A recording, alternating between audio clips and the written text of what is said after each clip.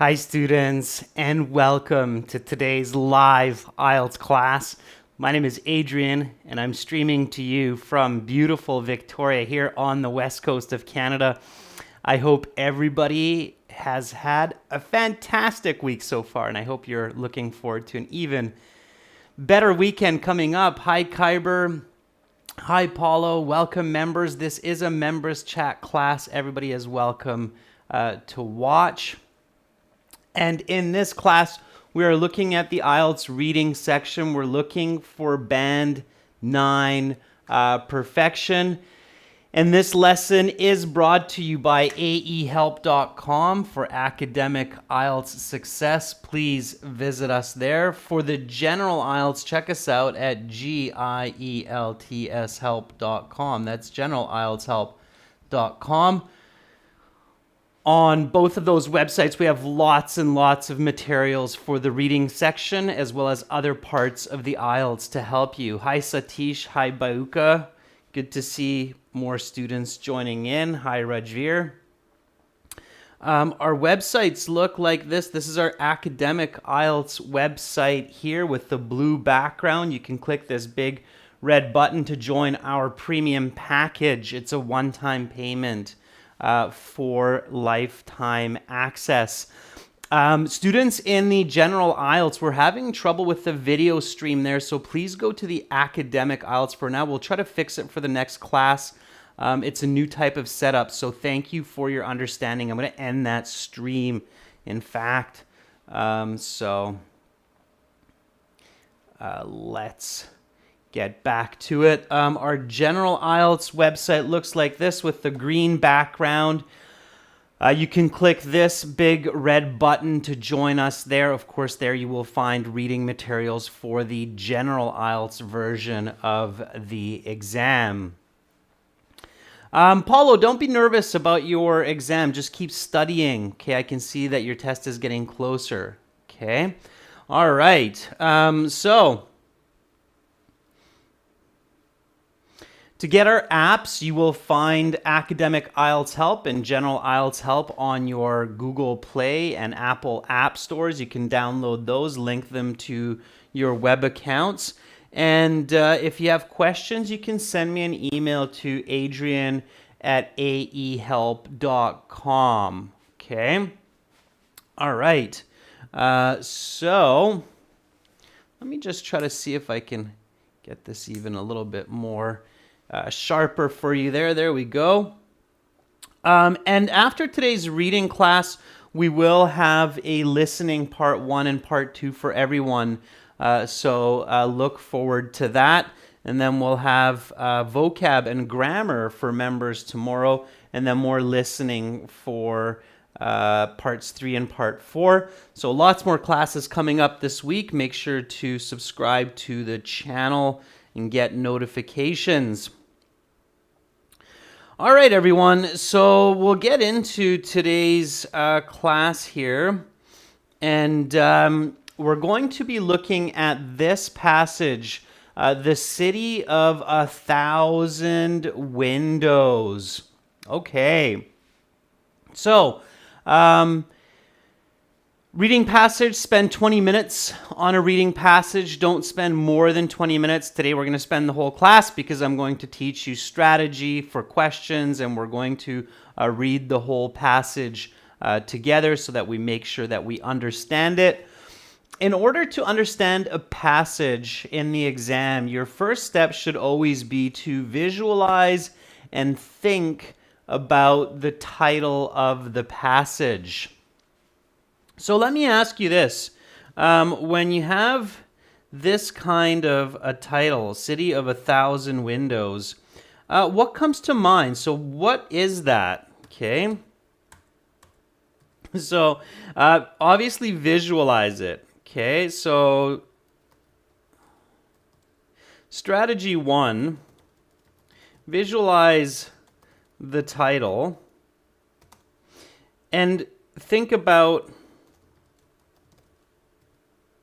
what, why, and how. Okay, so when you have this title, City of 1,000 Windows,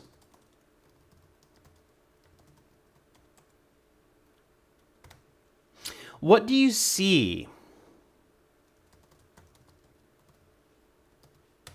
Okay, so before you start looking at the questions, before you start reading, what do you see with this city of 1,000 windows? Let me get some better lighting here for us while you answer that question. Okay, so city of 1,000 windows. What comes to mind? What do you picture?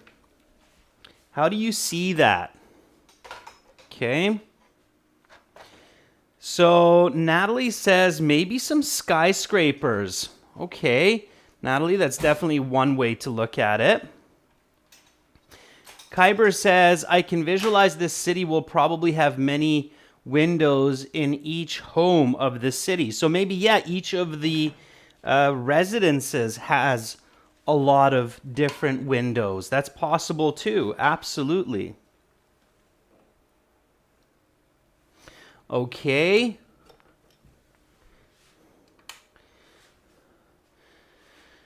So Sammy says, I imagine a city on a hill and having many entries. Why do you see that, Sammy? So why do you see a city on a hill? Okay, what makes you see that? All right. June says a city with architecture featured by windows. Yeah, so, okay, so there are some different ways to picture this, right? So I see a city that has many buildings which have many windows as a key feature of the architecture. Okay, why would that be? So why would a city have a lot of windows? What do you think?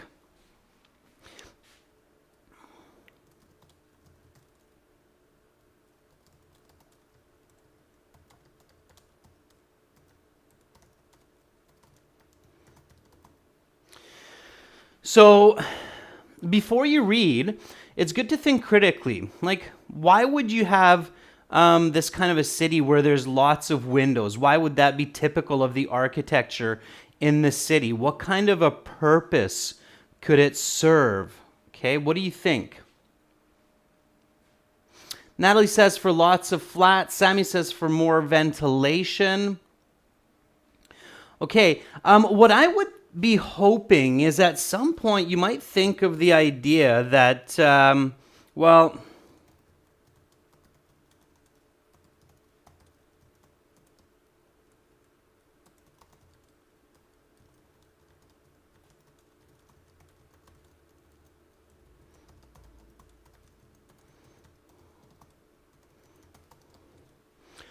okay, so maybe these are church windows or some other kind of religious buildings windows that are for religious depiction.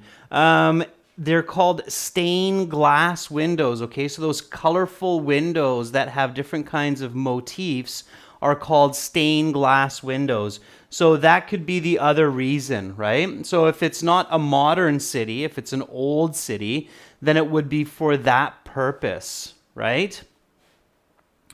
Okay, all right. So let's take a look now more at the reading passage. Let's take a look. If you can't really think of much just from the title, it's a good idea to look at the questions first and then do more critical thinking, okay? So, and I agree, this title's a little bit vague. It's hard to figure out whether it's old or new. So in this case, I would probably look at the questions a bit more to give me more help before thinking critically. So,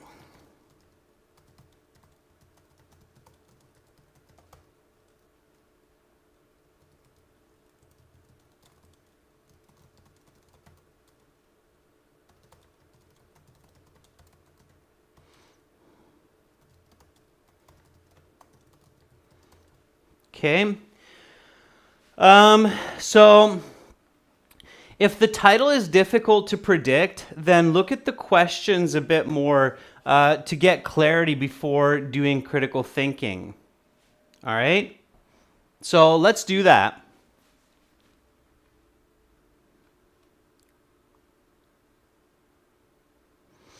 So here we are. Here are the questions. Okay. Title of summary topic. Well, look at that. Well, that's definitely a good hint that we should be looking at this because this is actually here to give us a bit more clarity. Okay. So this is something that's going to be useful. You're filling in the blanks here for this kind of short answer or summary completion. All of this information is somewhere in the passage, okay? So let's read through it. And this is a reading class, so let's read together, okay? Let's practice our reading. And if you can, try to read aloud. So read nice and loud so you can hear your own voice, okay? So title of summary topic, beginnings. The mythical origin of Bharat involves a battle between two something concerning the affection of a certain woman named Tamor and Shparag. They live on today in the form of two something surrounding the city of Bharat. Okay, so here I realize that we are looking at the city of Bharat. Okay, that's the one key information that I get from that first part. It's the city of Bharat. All right. Violence strikes. Bharat is thought to be about 2,500 years old. Soon after this time, when it was a Macedonian fortress, the something destroyed the city and killed all males over the age of 15. Later, Bharat was given the name something because of its importance in culture and beauty in the Byzantine Empire. Okay, so now we learn two more pieces of important information. One is we're dealing with an ancient city's history. And two, we're dealing with the Byzantine Empire. Okay, as long as you know a bit of ancient history, I'm sure all of you are familiar with the Byzantine Empire. It is one of the key cultural empires of our past. Okay, all right. Guarding Bharat. The fortress on top of Osum River's north bank is known as the something of Bharat. It is over 1,500 years old and was repaired approximately 800 years ago. It once held many religious institutions, including something and 20 Christian houses of worship. Okay, so now we get a bit more detail that in this city of Bharat, there's some kind of a fortress. It's ancient, okay? And it had many religious institutions, which means religious buildings. So the concept of mosques, of churches, of these windows is probably on the right track, okay? All right, so now we have the yes, no, not given, which is like the true, false, not given. As many of you know, this type of question is best left for after the passage, and we've got a good number of them. Now, we don't know which one of these are true or false or yes or no, so we leave these to the end of the passage, okay? We'll do those together later. And then we have one multiple choice. So this is reading passage 3. It's the last question, number 40. And we have one multiple choice. The choices are not of interest to us because we know that 3 of them are wrong. So we just look at this question only. Which of the following phrases best describes the main aim of the reading passage? Okay, so we're looking for the main idea or the main goal of the reading passage. All right, I'm going to leave this one for the end because I think if I read this, it might be confusing. It might mislead me, so I'm not going to take a look at that, even though I think that, well, maybe it could be helpful because I'll read the main goal of the passage. But if I read these, they could be just as dangerous as they are helpful. So I'm not going to read that, okay? All right. Okay, so I definitely have a lot more ideas, and now I have to picture and visualize myself back in time in the Byzantine Empire, and walking through the city of Berat. Specifically, I'm a tourist visiting the fortress of Berat, and I'm looking at the buildings and specifically the windows, because obviously there's going to be something about all of these windows that are there. Okay, so let's read this first paragraph so that we get a better idea. Okay, here we go. So read with me. According to an Albanian legend, Berat, the city of 1,000 windows, as it is affectionately known, was brought into being by a fight among the gods over the love of a woman. Two ancient giants, represented by the nearby mountains Timor and Shparag, killed each other in the battle for the woman's heart.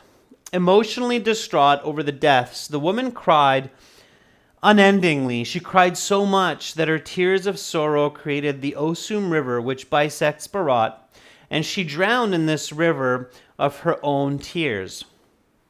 Okay, so we read this first paragraph. It's quite interesting. It's talking about the early mythology of the area, of the place where the city of Berat is. If I'm a tourist in Berat and I'm visiting this fortress and the title is The City of 1,000 Windows, how might I effectively visualize this first paragraph? Okay, what do you think, everyone? So, Rajveer, I don't know what the strategy that IELTS Daily gave you, but your strategy should be a strategy that works, which for sure, if you want to get over 7, is to just read, visualize, and think critically throughout the reading. Okay? So again, when you read this paragraph, what is an effective way to visualize what's happening here with this battle of these ancient giants, Timor and Shparag? So how would you actually picture that? Okay. Rajveer, I wouldn't do the reading one paragraph and then questions, because you'll have a lot of difficulty with some of the questions, like what is the main idea of this passage, right? Oa says the ancient story about the city. Yeah, Rajveer, if you want to get a band higher than 7, you cannot go paragraph by paragraph answering questions. It won't work because some questions are not in the correct order. Okay? The only question, Rajveer, that you should answer after each paragraph is list of headings. All right? If you want a band score higher than 7. Okay? All right? So Oa says it's a story about the ancient city, but how do you visualize it? And I'll give you what I would do, okay? So looking at the title and these questions so far. So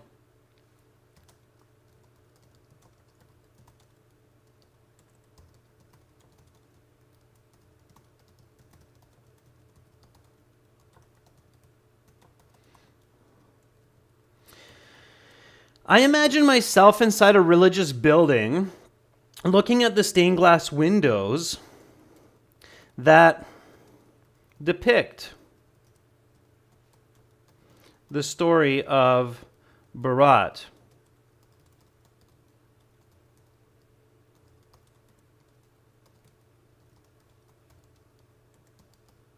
Okay? And I've never been to Berat, but I wouldn't be too surprised if that's exactly what happens in some of the buildings there, is that you actually see, because those stained glass windows, they tell a story, and that's a very unique image in your mind, so it will make it really easy for you to remember. So again, imagine that you really are a tourist in the city of Berat, and you're going through these buildings. They're historical buildings, right? So can everybody see those stained glass windows that are telling the story of these gods, these giants fighting amongst or between each other for this woman's love. And then the next kind of stained glass window shows this woman who's crying a river that turns into the Osum River. So, and then she falls into the river. So can everybody kind of like now see those stained glass windows telling this story? That will really help to burn the image into your thinking as you go through this passage. So Natalie says, yes, sir. Carolina goes, yeah, and you should be able to. These become vivid images, kind of like the pictures of a storybook, right? Like a children's storybook almost. Okay. So let's keep going with this idea. So Berat is an ancient city and is believed to be approximately 2,500 years old. Though the historical record is unclear, historians think the original inhabitants of the area were the ancient Greek tribe known as the Dasarete. Later, the settlement became a Macedonian fortress in what was then southern Illyria.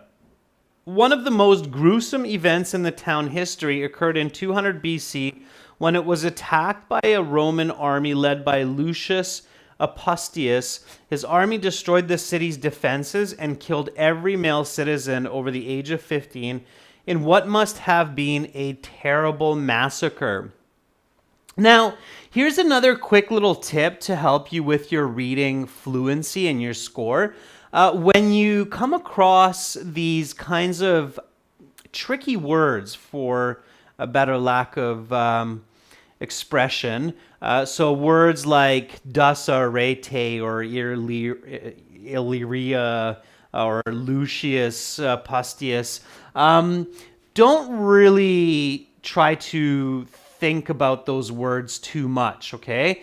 So if they become the answer in the answer sheet, you're going to have to come back and check the spelling for them anyway. I know I would for sure, okay? So don't stress about the pronunciation of awkward words in the reading, okay? All right? So this is just a big, quick tip, okay? So while reading,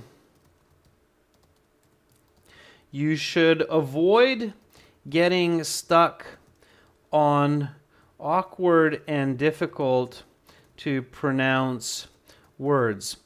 Simply read through them. Okay? Don't get bogged down and try to discern their pronunciation and meaning. Okay? Because that will really break your concentration. So, and I've seen students do that where they're like, what is this word? How do you pronounce it? Raya? Is this an English word or is this a name or what is this word? Don't do that, okay? So just read through it. It's important that you keep fluency because if you lose fluency, you start to lose comprehension, okay? So don't lose fluency, don't lose comprehension. You can come back later, all right? Okay, it's very important.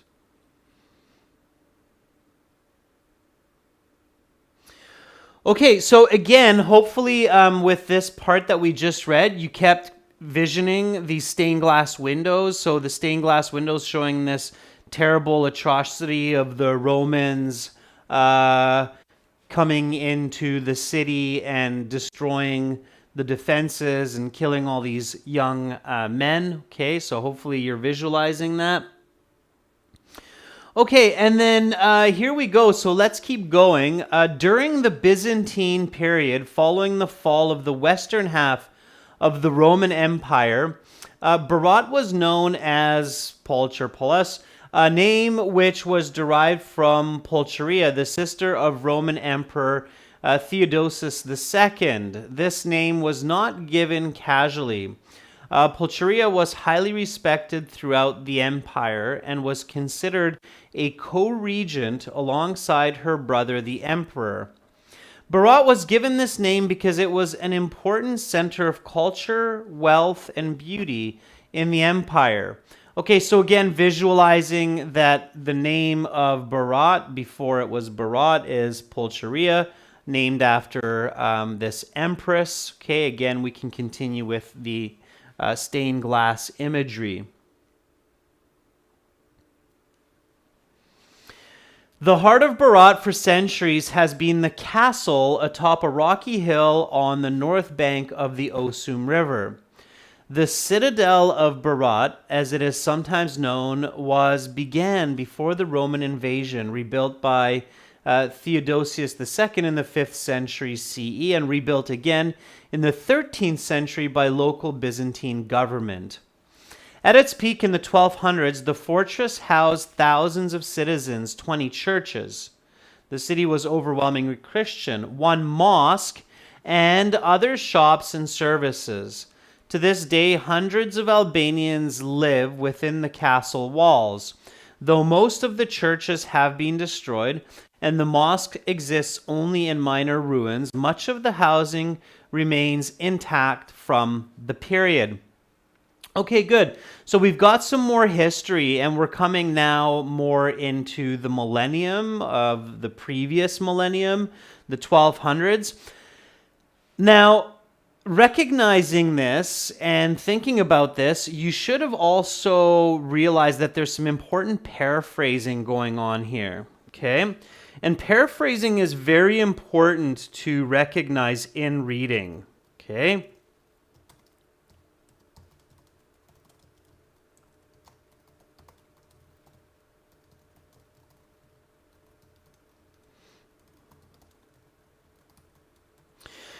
All right, so one really good exercise that you can do, all right, when you're reading passages is identify all of the paraphrasing that the author's using and create a list for that passage, okay?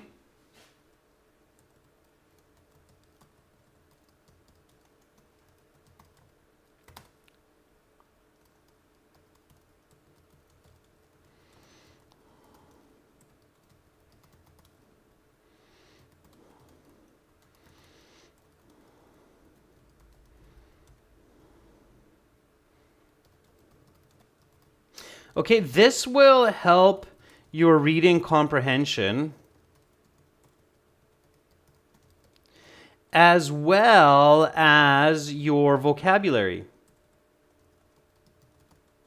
Okay, so in this paragraph, we have the word fortress, okay, and we have two other words that paraphrase the word fortress. So as you've probably realized, the fortress of Berat is the landmark of Berat. And in this paragraph, the author, so that they're not just simply writing fortress, fortress, fortress, they're paraphrasing this word a couple of different ways, two different ways, in fact. What are the two other words that the author has used in this paragraph? Let's see who caught that. Okay, so what are the two other words that the author has used for the word fortress in this paragraph?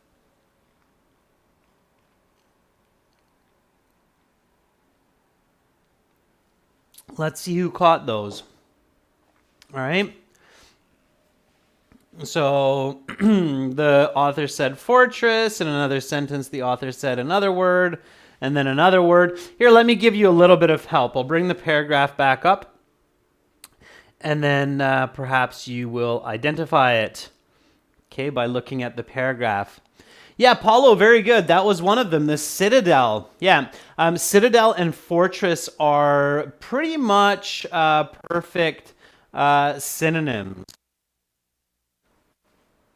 Yeah, absolutely. And what's the other one? So here's the citadel of Berat, okay?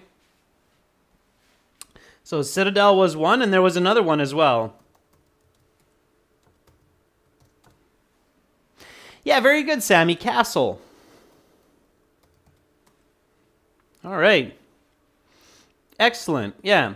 So you realize that castle atop the rocky hill is the same as the citadel. The castle is usually the inner part of the citadel, but it's still a paraphrase. So citadel, castle, and fortress are basically all paraphrasing each other. Very, very good. Okay, excellent. All right. Let's keep going. So again, remember that tip, all right? So when you read a passage, usually, I was going to say often, but basically almost always, the key words will be paraphrased by the author. Okay, so here we go. The early modern period of Berat, 16th to 18th centuries, was dominated by the Ottoman Empire. Construction during this time reflected both the Ottoman influence and the influence of Islam. By 1670, the city was home to a Muslim majority, less than 100 years after being almost entirely Christian. The construction of this time period largely remains to the present day and is the origin of Berat's nickname, the City of 1,000 Windows, as the Ottoman aesthetic favored relatively large and plentiful windows. This design, along with the city's layout, along the hillside embankment of the Osum River, which allows visitors to see much of the city's housing at one time, gave the impression that Berat was a city dominated by windows. To this day, visitors to the city quickly understand the city's nickname as the windows continue to dominate the cityscape. Okay, so here we get into the concept of why this is called the City of 1,000 Windows. We have the Ottoman Empire coming into the picture, the modernization or the modern city of Berat during the centuries. Christianity is replaced by Islam, and there are a ton of buildings with lots of windows constructed. Okay. Let's keep going. The end of the Ottoman Empire in the early 20th century coincided with the rise of Albanian nationalism and the creation of the modern Albanian state in 1913. Albania endured Nazi occupation in the 20th century, as well as the iron-fisted rule of communist dictator Enver Hoxha from 1944 to 1985. Hoxha's rule was commemorated on the side of nearby Mount Shparag, one of the mythical giants from Berat's origin legend mentioned above, in 1968 with the colossal painting of his name. Visible for miles, the letters, each 100 meters high and 60 meters wide, dominated the skyline above Berat for decades. If you visit Berat today, however, the mountainside letters look slightly different. In 2012, as part of a documentary film project, a 58-year-old farmer and his nephew effectively switched the first two letters by power washing and repainting, resulting in the word never adorning the mountainside. Never again would the proud Albanian people fall into the grips of dictatorship, and never again would the people of Berat venerate their past oppressor. Berat, an ancient city which has seen rulers and regimes come and go, has been the one constant. From the Arians, Romans, and Byzantines to the Ottomans, Nazis, and communists, Berat has been through a lot. And still, the city of 1,000 windows persists, unbroken. Okay, what a nice way to finish that passage. Hopefully you're realizing, too, that here we have a condensed form of all the paragraphs. So the beginning, the first paragraph, the Arians, then the Romans, then the Byzantines. So it basically outlines the historical path of the city of Berat here at the end. Okay, so that's almost kind of like an index that can help you figure out where information is. All right. Okay, so let's jump back to the questions now, and let's answer these questions together. So again, if you've got good reading, and Rajveer says visualization works wonders, if you've got good visualization, then you can answer these questions fairly smoothly. So let's do this together. Title of the summary topic, the beginning. So this is going to be early in the passage. The mythical origin of Barat involves a battle between two something concerning the affections of a certain woman. So the battle between two what? What's the correct answer here? Who are battling here? Two what? Yeah, gods. Very good, Paulo. Giants would probably also be accepted. Gods or giants here, I think, is okay. If you're not sure if it's gods or giants, okay, because those gods are giants. The giants are gods. So let's take a look. By the way, when you're referring to one god, like the Christian God or the Muslim, the Islam God, then it's always a capital G, like that. Okay. When you're doing plural for gods, it's like this. Okay. So plural is small g, but when you're referring to the one God, then it's the God. So in English is written always with a capital G. Okay, just for clarity. So I know some people are confused by that, but multiple gods like Shinto gods, for example, or Greek gods, it's written with a small g.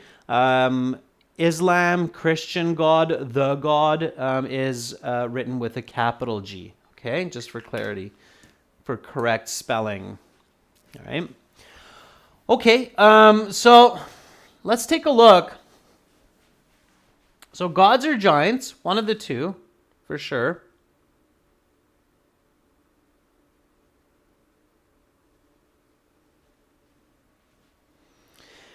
So here it says, the city of 1,000 windows was brought into being by a fight among the gods. Okay, so here it says it's a fight among the gods over the love of a woman. The two ancient giants, represented by nearby mountains, killed each other in a battle for the woman's heart. So it's true that giants is an okay answer, and they might give you the score for that. But the better answer is gods, because gods is directly in that sentence. Fight among the gods over the love of a woman. And if we go down here,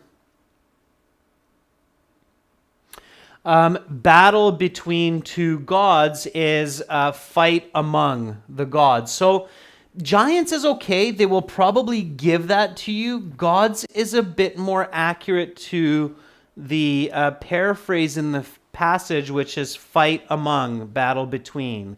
So I would probably choose gods. The answer key actually says gods, but they would probably take both. Okay? All right.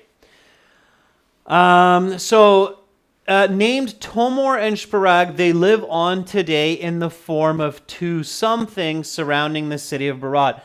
This one you should not have to search for. It was very visual. It was very easy. Paulo says mountains. Absolutely. Okay. Mountains. Very good. All right. Violence strikes. Barat is thought to be about 2,500 years old. Soon after this time, when it was a Macedonian fortress, the something destroyed the city and killed all males over the age of 15. I think this one you should be able to get as well. Okay.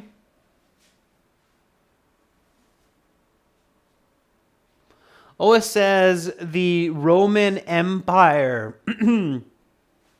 Yeah, I think that's fine. But again, you want to make sure, Ois, that when you're writing names, you use capitalization. Okay, so if you write Roman Empire or if you write Roman Army, then still you want to use capitals for the R. Okay, now let's check the instructions. It's no more than 2 words. So Carolina says Roman Army. Yep. Sammy says Roman Army as well. Okay. Yeah. Roman army. Okay. Destroyed the city and killed all males over the age of 15. Right? You could just do Romans as well.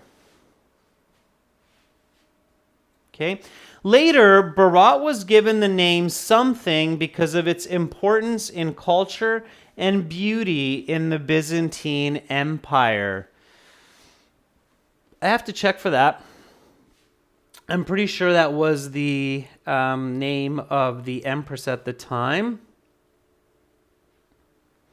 And I remember it started with a P, and I remember it was somewhere in the middle of the passage.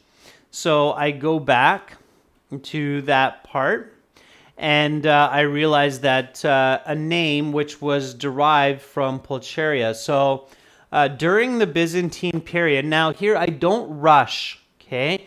What sometimes happens is a candidate would quickly put Pulcheria in there, which is the actual name of the empress, and they would get that wrong. So I would go from here. During the Byzantine period, following the fall of the western half of the Roman Empire, Berat was known as Pulcheropolis.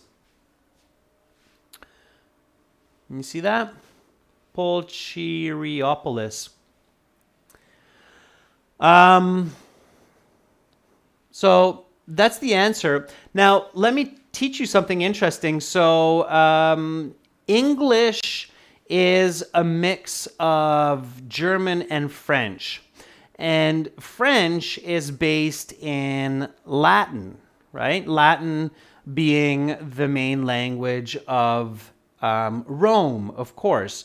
We consider Latin a dead language now, but just wanted to show you something interesting about understanding the endings of words in English. So you see this opolis, okay? And if you are from a Latin speaking country like Spain or Italy, for example, then this will certainly be helpful for you.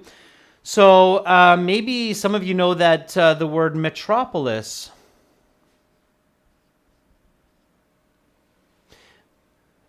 means a densely populated city.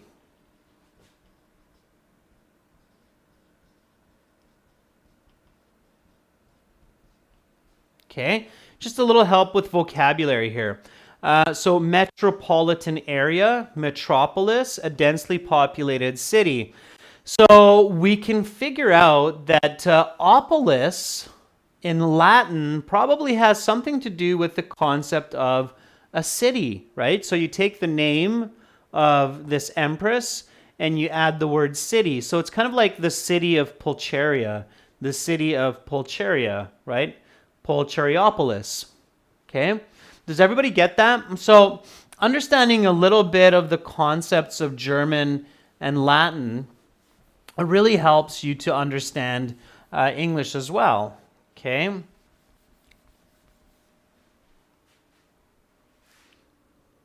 Right? Metropolis, Pulcheriopolis. Okay? All right, Sammy says, great. Okay.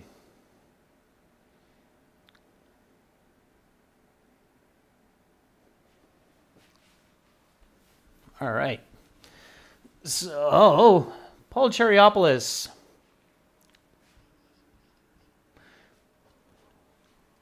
I'm going to have to... Polis. Okay, Pulcheriopolis. Yeah. All right. Guarding Berat, the fortress on top of Osum River's north bank is known as the something of Berat. All right, now if you remember the spelling, great. If you don't, you're going to have to check, but I bet many of you now know what the answer is here because of that paraphrasing, and this is why the paraphrasing is so important, because oftentimes the paraphrasing is the answer in the questions, okay? All right, citadel. Yeah, that's right.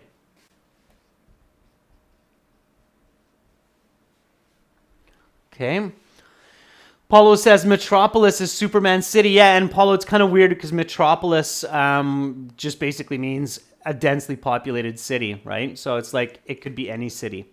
That's why Superman lives. By the way, just for fun, I mean, Paulo mentioned it, so I'll make a note here because a lot of people know Superman. Maybe everybody knows Superman. Why does Superman live in Metropolis City? Because it gives the viewer or the audience the idea that Superman could be living in anybody's city. It could be living in your city. If you live in New York, if you live in Tashkent, if you live in New Delhi, if you live in Buenos Aires, Superman could be living in your city because your city is a metropolis, okay? So that's why the creators of Superman called Superman City Metropolis, so that everybody can empathize with where Superman lives. It's like Superman could be in your metropolis, okay? So it's not by accident that Superman lives in Metropolis. So just kind of a side note or kind of fun fact there on storytelling and how good storytelling, and of course this is going to task 1 general IELTS narrative, creates empathy with the audience. Okay. All right. So yeah, that's Citadel. Okay. Citadel of Berat. It is over 1,500 years old and was repaired approximately 800 years ago. It held many religious institutions, including something, and 20 Christian houses of worship, including it's one. So one what?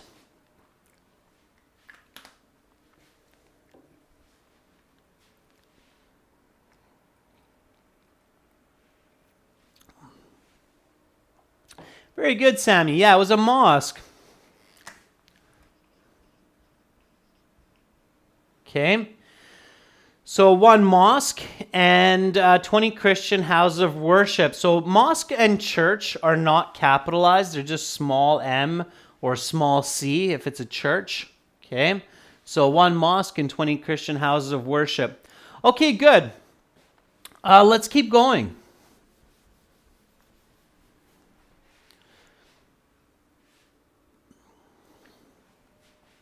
Do the following statements agree with the claims of the writer in reading passage 3? Yes, if the statement agrees. No, if it contradicts. And not given if it's impossible to say. Okay. Number 33. The Ottomans had a significant influence on Islam during the early modern period. Okay, so here we're talking about the Ottomans. We're talking about their influence on Islam. Is it important for this passage to understand the Ottomans' influence on Islamic religion? So is this important? First, we have to figure out if it's given or if it's not given, because if it's not given, then we just indicate not given and we move on. So Paulo says, nope, not important. Yep. Not for this passage. This is off topic, right? It's not talking about the city of Berat. It's not really talking about its history. It's talking about the Ottoman Empire and about Islam. So it's off topic. So this one is not given. Absolutely. Okay. Number 34, Berat's nickname derives from the Ottoman aesthetic that was favored during the modern period. So Berat's nickname is a city of 1,000 windows. So first we have to figure that out, right? So Berat's nickname is a city of 1,000 windows. City of 1,000 windows comes from the Ottoman aesthetic that was favored. Is that important? Now, that's going to be important because it's about Berat. So that's given, right? So this one's given. And is it true? So is it true that the nickname of City of 1,000 Windows comes from the design, the aesthetic of that time? Sammy says, yes, it's given and it's true. Natalie says it's yes. Absolutely. Yeah, that was very clear in the passage that it was the Ottoman architecture that had all those windows, right? Very good, Harwinder.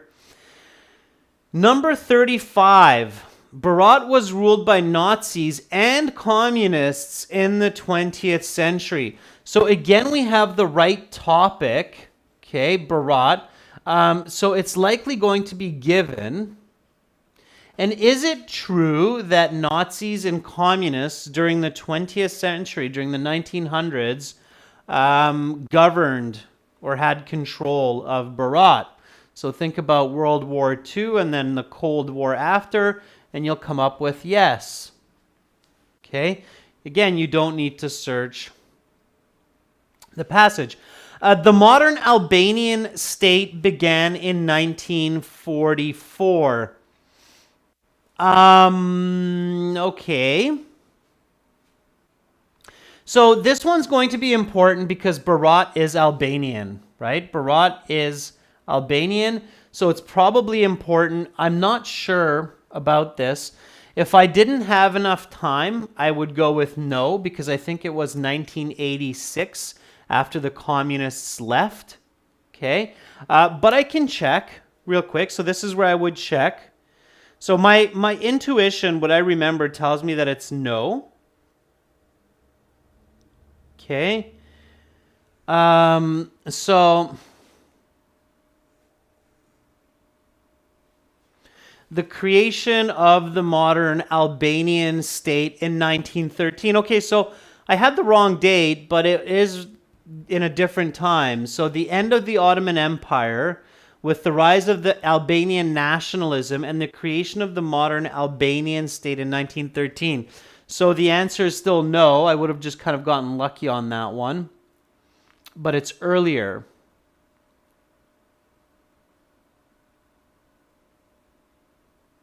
Right?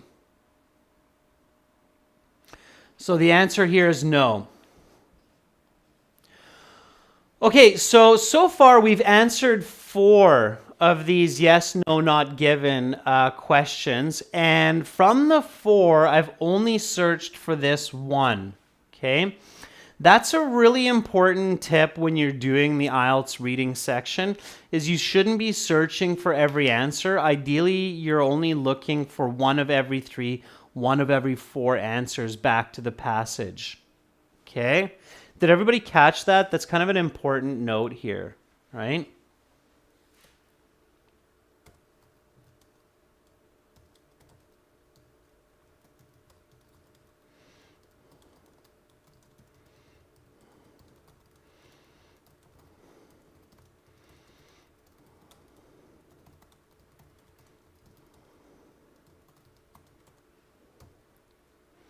Okay, so ideally you only have to look at the passage for one of every 3 or 4 questions. You should be certain about the other ones. You shouldn't be searching for every question. You're going to run out of time. Okay, all right. Okay, students, so the remainder of these questions, 37 to 40, I'm going to leave for you to do, and then we'll post the answers in the Discord group for members, and we'll also put the answers on our YouTube community board. And if you send me an email, then I can also give you the answers in an email reply. So here are 37 all the way to 40. I'll leave these ones for you members and viewers to do on your own time, and then send me the answers. I'll send you back the answer key. Follow these same strategies that I discussed with you in this class, okay? Good job, everyone. Thank you, Carolina, for moderating. I'll be back in 30 minutes, roughly, with listening practice. So we'll do listening parts 1 and 2. That will be our focus. And I will be back in 30 minutes. I'm going to try to get the general IELTS channel stream going meanwhile as well. Okay, take care, everyone. See you shortly, and I'll be back soon. Take a break, and see you soon. Bye.